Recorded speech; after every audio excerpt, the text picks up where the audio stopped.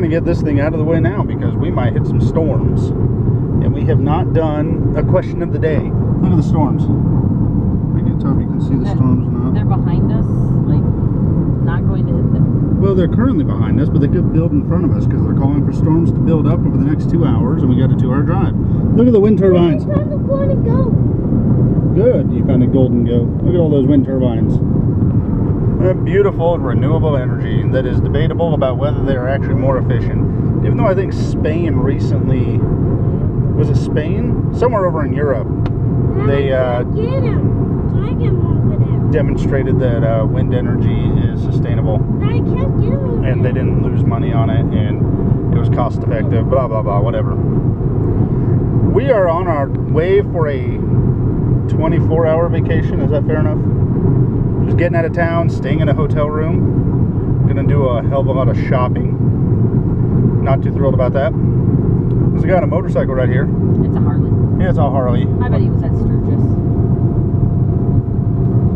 Really? You're videoing him? I'm gonna video this guy.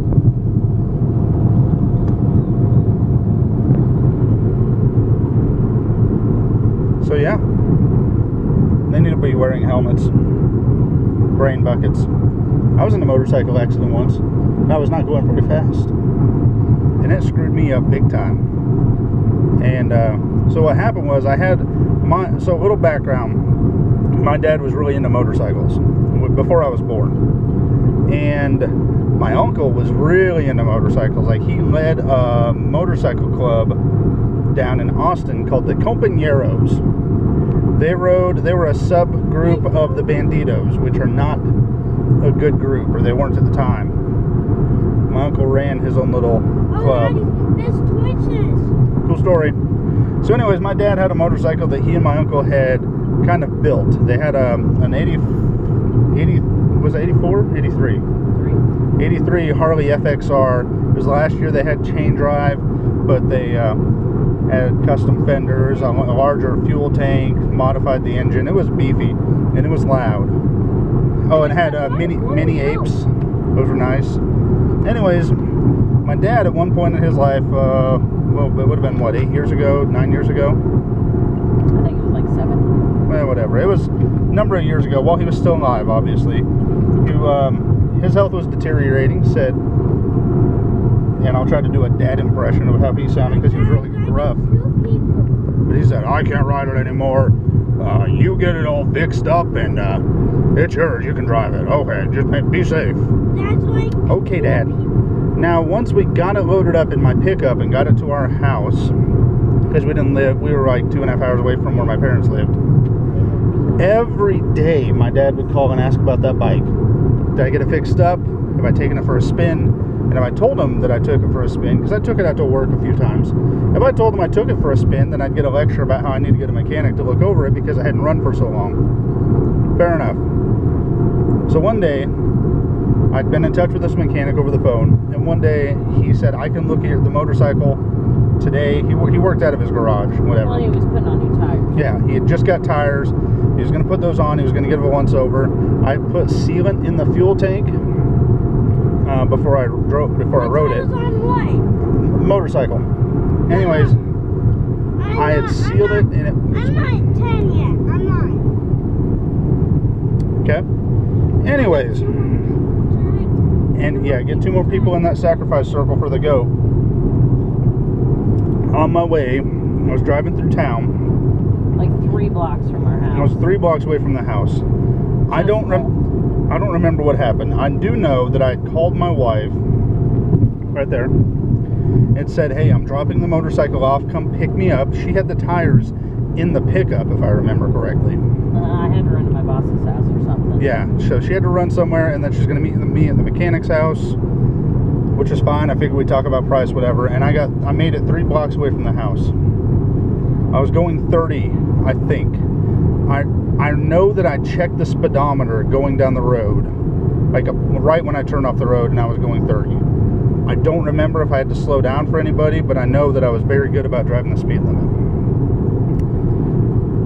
And this was on loud-ass bike, and that's important. Both of those are. Because this lady was pulling out of a place where she worked in an assembly line. And where she pulled out was at an alley that there was a power pole right there. So if you stopped and looked right just for 1 second, you'd have your vision blocked for maybe a second. So according to the officer who responded, what it sounded like happened, or looked like happened, is she came out. If she tapped her brakes, it was enough just to slow down and not see, or she didn't even look. It was hard to tell, but she pulled out in front of me and I hit her square on. What happened is I didn't flip off the bike. The bike, I think, was on the other side of the car when it was all done. I glanced off of it. I hit her on the front. The bike stopped and you continued.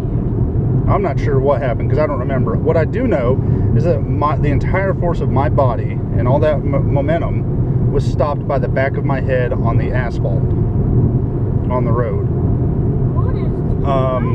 I had a concussion really badly. My brain went into reset mode. If you've ever been around someone with a concussion, a really bad concussion, their brain is kind of always rebooting, and so what they end up doing is asking the same questions. And hold on, buddy. Over. Hey, honey, Over. what were the things I Over. kept saying? And over. Did you call work? You better call work. Did you call work? You better call work. Constantly. Because he was dropping the motorcycle off, and then I was taking him to work. So yeah, I don't remember. I remember a little bit being in the hospital, but my brain was all wonky. I kind of remember asking questions. My buddy was tired. I had some friends who came and visited me, and I was asking, what happened? Is the bike okay? Is the other person okay? And at one point, my dear friend, he did a video of the day with me. His name's Brandon. Such a sweet guy, so caring. At one point, I think he said something about an elephant and a hot air balloon. I think. We started to fabricate the story. Started making up stories. Because it just kept resetting.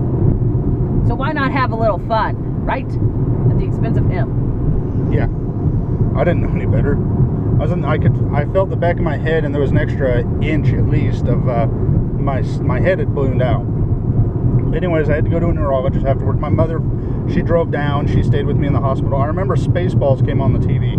Oh, I remember you were really freaked out about peeing in a urinal, or one of those little piss things. A what? Those piss cups. What do you mean I was freaked out? Like you didn't want to do it. Like, did not want to do it. And your mom like, John, it's fine. I'll help you. And he's like, fuck no, you're not helping me. Dad, how do you fly? It's funny. That's funny, okay. And I can't fly. Okay, I'll show you in a second. He's playing Goat Simulator. Anyways, I remember calling my dad and crying because I was terrified. Because for only 30 miles an hour, I screwed my head up so bad that my memory of that summer, for the most part, is bits and pieces. At the time, I was a new hire trainer for a company, and so I was in charge of onboarding every new person who started there. I used to be really good with names, and I don't remember a single person who started during that time. And I have a really hard time remembering names to faces, even now. The insurance company that we had was the same company they had, but it was a different branch, the lady who drove.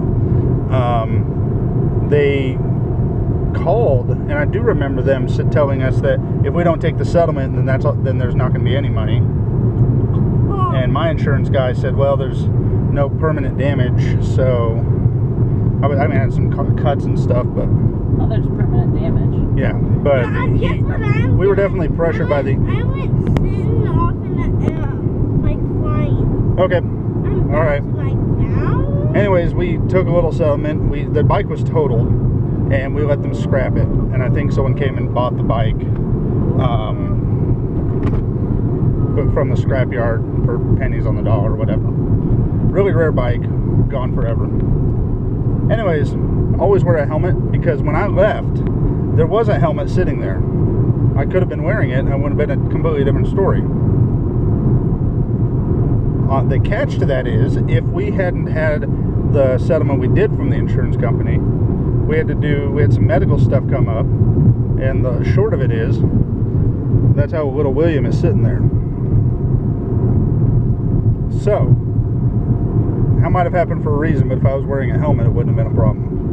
It wouldn't have lost the bike. Always wear a helmet. Oh, you would have lost the bike. The bike was totaled. It It Oh, was true. bad. Yeah. True. I still would have been in the wreck, but I wouldn't have lost my memory, and my brain wouldn't be so screwed up. That's why I am the way I am today. And it was probably one of the most terrifying moments of my life. I'm sure it was. I know it was terrifying for her. So that's our question of the day. It was terrifying for your mama too. Oh, my mom was she was losing it. Well, she was there in the matter of like an hour, and she lived 2.5 hours away. Yeah. The evil And girl connects. I do remember snapping at Mom because she kept asking questions about the bike, like the day I got out of the hospital. I got out the next day, but I was still like, I couldn't walk very well. I was having a hard time with it. I was getting dizzy. I would get dizzy just from standing up or sitting or sneezing or pooping. It was rough. And I remember snapping at her for it.